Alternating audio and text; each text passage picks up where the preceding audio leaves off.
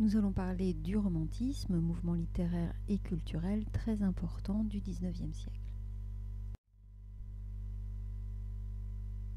Si on parle de génération romantique, c'est parce que tous les auteurs dont nous allons parler ont en commun d'être nés autour de l'année 1800 et donc d'avoir vécu des événements historiques qui ont un fort impact soit sur leur vie personnelle directement, soit d'une manière plus globale sur la société dans laquelle ils vivent.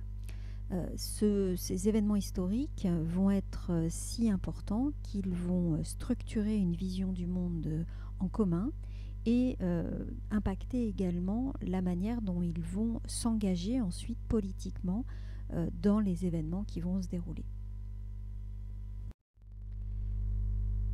Alors ce qui structure tout d'abord l'imaginaire commun de cette génération romantique, c'est Napoléon et la grande légende napoléonienne. On se rappelle que Napoléon Bonaparte est d'abord un général, il arrive au pouvoir par le biais d'un coup d'État et il va ensuite instituer le Premier Empire et prendre le titre de Napoléon Ier.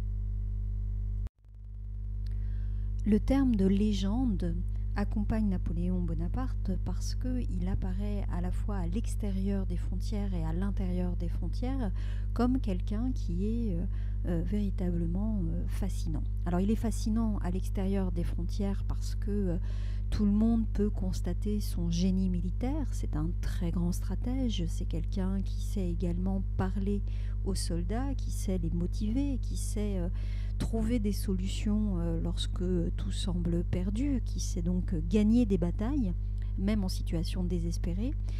C'est quelqu'un qui va conquérir une grande partie de l'Europe et qui va à chaque fois, en quelque sorte, surprendre ses ennemis en établissant des retournements spectaculaires de situation ou en allant très très très vite sur les champs de bataille.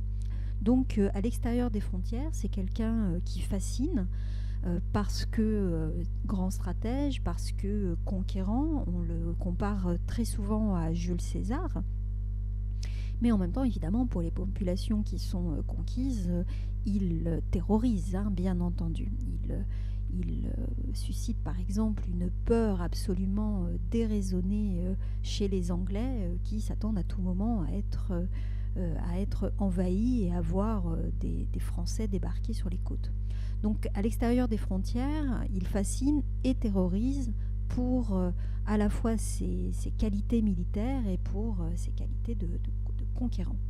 À l'intérieur de la société française, les choses sont évidemment perçues d'une manière un petit peu différente, puisque non seulement pour les Français, c'est celui qui fait vraiment resplendir l'image de la France à l'extérieur, mais c'est aussi paradoxalement celui qui va terminer la Révolution de 89 et qui va en même temps, il est là le paradoxe, prolonger 89. Alors, qu'est-ce que ça veut dire ? Il termine 89 parce que, après l'instabilité politique très forte qui a succédé à la prise de la Bastille, eh bien, on va avoir un Bonaparte et un Napoléon Ier ensuite qui va rétablir l'ordre. Pourtant, le régime qu'il institue, le régime du Premier Empire, est un régime qui n'est pas du tout démocratique, c'est un régime autoritaire, et c'est même un régime qui ressemble beaucoup à une monarchie absolue, puisque Napoléon Ier a tous les pouvoirs en main et décide absolument de tout, mais il ne s'appelle pas monarchie, tout simplement. Donc il termine 89 avec un autre régime en rétablissant l'ordre, mais ce n'est toujours pas une démocratie. Alors pourquoi est-ce qu'on va parler tout de même de prolongement de 89 ? Eh bien parce que Napoléon Ier va instituer, comme si c'était absolument définitif, et pour le coup ce sera un principe qui va perdurer, il va instituer le principe de l'égalité de tous devant la loi. Et c'est bien le ressort même de la Révolution de 89, l'injustice, le fait qu'il y ait des gens qui soient privilégiés, qui soient en dehors d'une justice pour tous, c'était bien ce qui était au cœur même des revendications. Eh bien, le code civil que rédige Napoléon Ier, alors, selon la légende, c'est lui qui l'a rédigé, en fait il s'est fait aider quand même de beaucoup de personnes, le code civil est le recueil de lois qui dit ce qui peut être fait et ce qui ne peut pas être fait. Et donc, le Code civil institue l'idée que le droit est le même pour tous. Il n'y a pas de privilèges, il n'y a pas de gens qui sont exemptés de respecter la loi. Même l'Église doit se conformer à la loi, même les nobles. Il n'y a donc pas de privilégiés. Et donc, on peut dire qu'il termine la Révolution, en particulier par cet aspect-là. Le droit, la loi est exactement la même pour tout le monde. L'autre aspect qui permet de dire que Napoléon termine et prolonge la Révolution française, c'est aussi la méritocratie qu'il institue. La méritocratie, c'est l'idée que le mérite est plus important que la naissance et qu'on peut occuper des places de premier plan, quel que soit le milieu social et la famille d'où on vient.